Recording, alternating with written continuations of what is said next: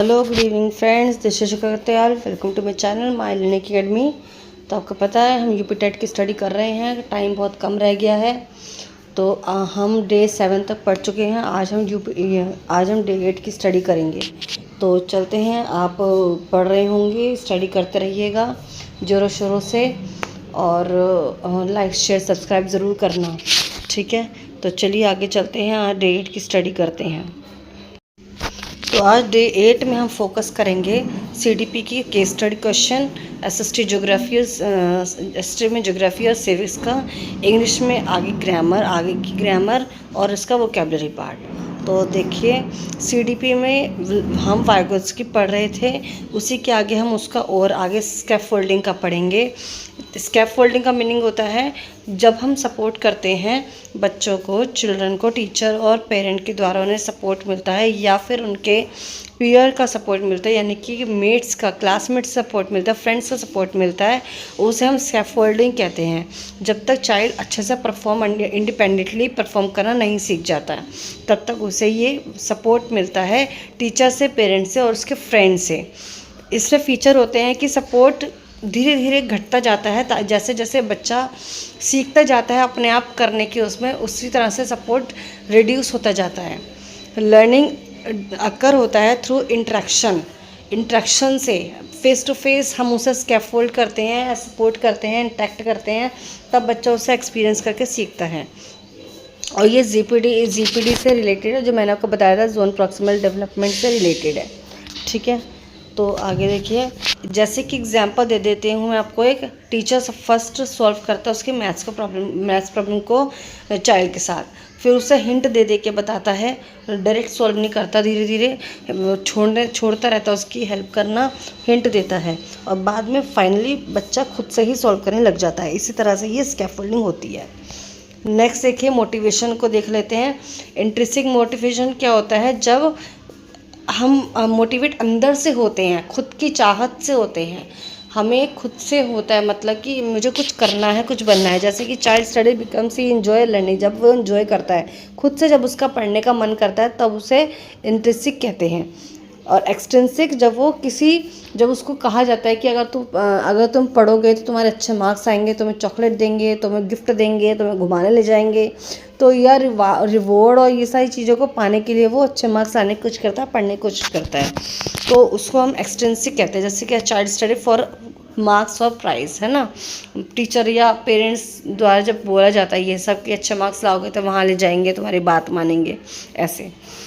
अब इसको कैसे लर्न करना है? यूपिटेड यूजुअली कंसीडर इंट्रिंसिक। तो आपके एग्जाम में ज़्यादातर तो इंट्रिंसिक मोटिवेशन को ज़्यादा लिया जाता है ना, क्योंकि लॉन्ग टर्म लर्निंग इंट्रिंसिक सारे जब हम खुद से पढ़ते हैं, बिना किसी के दबाव से या किसी लालच से, अपने मन से पढ़ते हैं, तो वो क्या होती है? लॉन्ग टर्म लर्निंग ही होती है ना। तो यूपीटेट ने तो एग्ज़ाम में ज़्यादातर इंट्रिंसिक का ही आता है। अब देखिए, एसएसटी में इंडियन पार्लियामेंट के लिए पढ़ते हैं, 2 हाउस होते हैं, लोकसभा होता है जो लोअर हाउस होता है, मेंबर इसमें इलेक्ट होते हैं, पीपल खुद करते हैं, और 5 ईयर्स के लिए होता है। राज्यसभा अपर हाउस होता है, परमानेंट हाउस होता है ये, और 1/3 मेंबर्स रिटायर होते हैं हर 2 ईयर्स में, ठीक है। अब टाइप्स ऑफ रिसोर्सेज देख लीजिए। रिन्यूएबल रिसोर्सेज होते हैं विंड, वाटर, सोलर एनर्जी, और नॉन रिन्यूएबल रिसोर्सेज होते हैं कोल, पेट्रोलियम, नेचुरल गैस। इंग्लिश में आर्टिकल्स पढ़ लेते हैं। द का यूज़ होता है यूनिक थिंग्स, जो एक ही होती है वर्ल्ड में। सन, अर्थ एक ही चीज़ है। रिवर, कोई भी रिवर होती है, गंगा यमुना हम बात करेंगे तो आप समझ जाएंगे ये गंगा यमुना वही बात की जा रही है, उसी की। तो जब हम स्पेसिफिक चीज़ों के बारे में बोलते हैं तो द का यूज़ होता है ना। और आर्टिकल्स जब माउंट एवरेस्ट में होता है तो आर्टिकल नहीं आता उसमें। माउंट एवरेस्ट एक स्पेसिफिक पर्टिकुलर नेम है, इसमें आर्टिकल नहीं लगता। अब आपको कुछ कंफ्यूजिंग वर्ड मिलते हैं, जैसे कि इफेक्ट और इफेक्ट। हम कंफ्यूज रहते हैं, इफेक्ट और इफेक्ट में क्या डिफरेंस है, हम क्या बोलना चाहिए।